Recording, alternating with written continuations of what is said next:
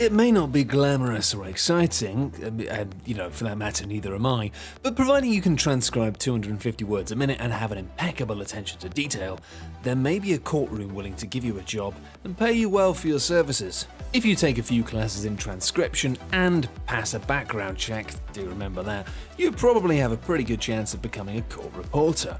Depending on the city of residence, court reporters can earn between $29,995 to over $104,000. That's not bad at all. Now, if you'll excuse me, I'll be going outside to hand them my dropout form from my university. Where is that dropout? Oh no, hang on. You don't get a form if you drop out of university because you haven't achieved anything. Seriously, kids, stay in school. I'm joking, of course, I'm overqualified. It's frankly ridiculous that I'm doing this. Anyway, the average annual wage, according to the Bureau of Labor Statistics for power distributors and dispatchers, is $71,690. They have to coordinate, regulate, or distribute electricity or steam, and a degree isn't required as long as you have a high school diploma or the equivalent. Long-term on-the-job training is required, with the projected job openings through 2022 being 3,600. Pilots have several options. You can work for a commercial airline, you can work for a cargo airline, or you can just work for a corporation. Crucially though, you will still be flying a plane. That's kind of mandatory. The average annual salary for a pilot is between $73,000 and $110,000, but experienced pilots tend to make twice that amount. Salaries vary based on ratings, experience, and type of license, such as sports pilot license versus commercial or airline transport. The projected job openings through 2022 are 14,400. There's going to be a lot of new pilots in the world, providing we don't run out of oil, which is going to happen. Sorry. One thing that isn't going away anytime soon, however, is crime. And with an average annual wage of $74,000, you can work like agents on CSI and make it into a sustainable job.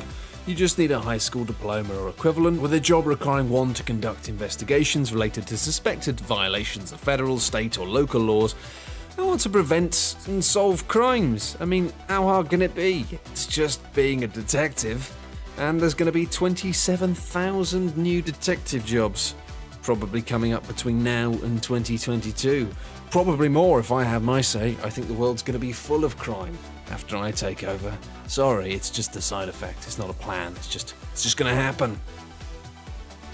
Nuclear power reactor operators require a high school diploma or equivalent to generate around $74,000 a year.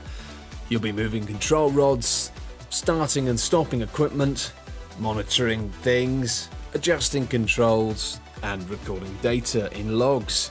The job naturally does pose a huge risk if you mess something up, but hey, you don't need a degree, and Homer Simpson did it, didn't he? I mean, he was a fictional character, but still, how hard can it be? It's probably easy. This is a bit surprising, but according to the Bureau of Labor Statistics, you can now make around $76,000 a year just installing elevators, or fixing them, or maintaining them. I mean, that's sort of surprising, but considering how many elevators I've seen that have broken over the years, yeah, there's definitely a lot of money to be made in repairs. You surprisingly don't need a degree to become a radiation therapist. You must have a 2-year associate's degree or a certificate in radiation therapy, but they don't need a standard 3 to 4 year college degree, which is kind of mad actually, because it's basically firing huge amounts of X-ray radiation at people. The job requires you to use radiation to target cancer cells in patients, observe patients' reactions to the treatment, and document the session. They're paid in accordance with the importance and detail-oriented nature of their work. Radiation therapists can earn as much as $116,000 a year, with the average being $77,000. Obviously, though, it is quite an unpleasant and stressful job. If you've worked in construction for a few years, you may be ready to step up to the role of construction manager. Congratulations! We're going to make you the manager of, what are we making? A building. Congratulations. Managers need to be on call most of the time in case of any emergencies or delays, but again, you don't need a degree, apparently. Construction companies frequently promote from within, seeing as managers are required to have a strong knowledge of the company's core values and policies. The salaries range between $41,000 up to $130,000. So you don't need a degree, but you need to be really good. You need to be really good for potentially quite a long time. But still, if you really, really want to manage constructions, then this sounds like a dream come true. With a huge projected job opening figure through 2022 of 29,000 new jobs, the average wage for transportation, storage and distribution managers is $81,000. You just need a high school diploma, and the job entails planning, directing and coordinating transportation, storage or distribution activities in accordance with organisational policies and applicable government laws or regulations. And if you manage to listen to what I just said without falling asleep, then congratulations, you might be somebody who can do this job, because I know that I sure as hell couldn't. Air traffic controllers have to take multiple tests, participate in pre-employment medical screenings, submit to background examinations, and take classes. But you only need an associate's degree, not a bachelor's degree. Apparently, bachelor's degree has nothing to do with how much of a gentleman you are, or the state of your flat.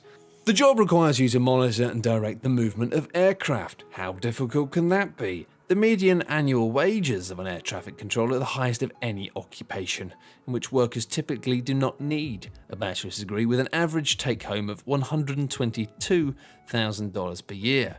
They could eventually command large salaries up to $160,000, but the job itself is stressful.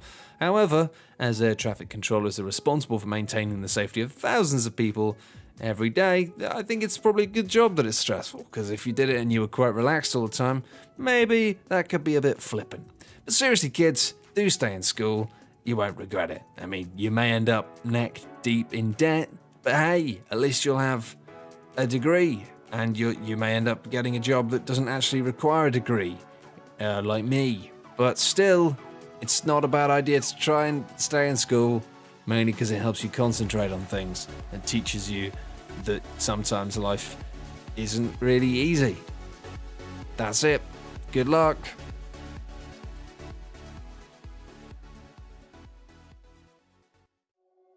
Thanks everyone for watching. Hope you enjoyed the video. For more top 10 lists, be sure to subscribe by clicking on the button that you can see now.